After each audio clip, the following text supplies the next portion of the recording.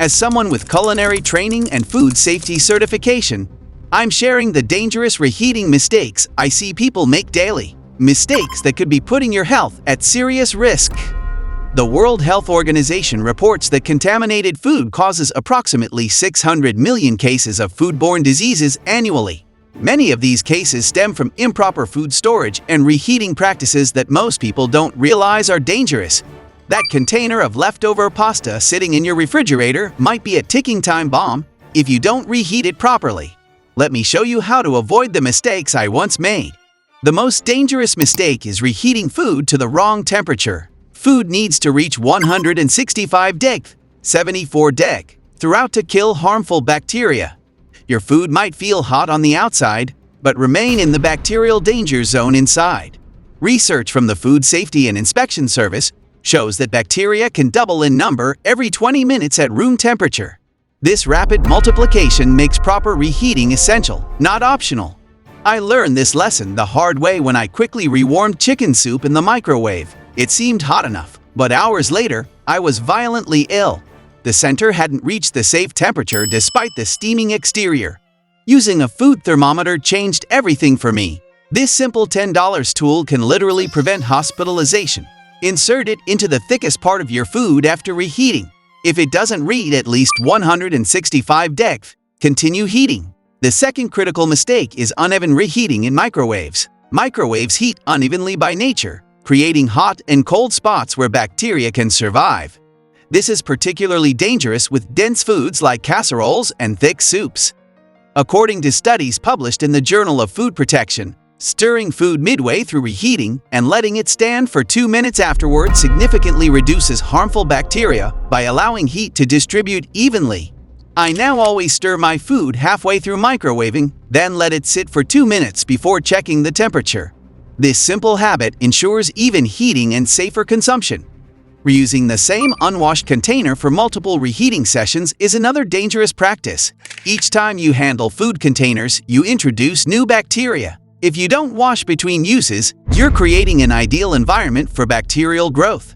Research from the National Sanitation Foundation found that harmful bacteria can survive on food container surfaces for up to 48 hours. Always transfer leftovers to clean containers before reheating to minimize cross-contamination risk. Perhaps the most overlooked mistake is reheating certain foods that should never be rewarmed. Not all leftovers can be safely reheated regardless of temperature or method. Spinach, for example, contains nitrates that convert to nitrites when reheated. Excessive nitrite consumption has been linked to methemoglobinemia according to the National Institutes of Health.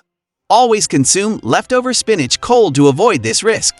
Leftover rice poses a surprising danger most people don't know about.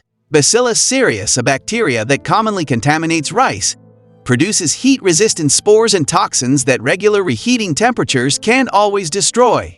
Studies from the Food Standards Agency show that rice should be refrigerated within 1 hour of cooking and consumed within 24 hours. I always portion rice separately and reheat it thoroughly to minimize this often overlooked risk.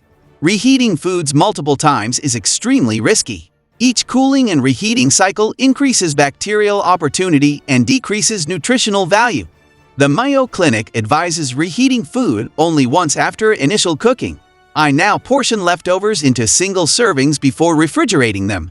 This way, I only reheat what I'll immediately consume, eliminating the temptation to save and reheat again. Using the wrong reheating method for different foods dramatically affects both safety and quality. Not all leftovers should be reheated the same way. Fried foods like French fries become soggy and potentially unsafe when microwaved because the uneven heating can leave dangerous cold spots. Always use an oven or air fryer for crispy foods to ensure even heating and maintain texture.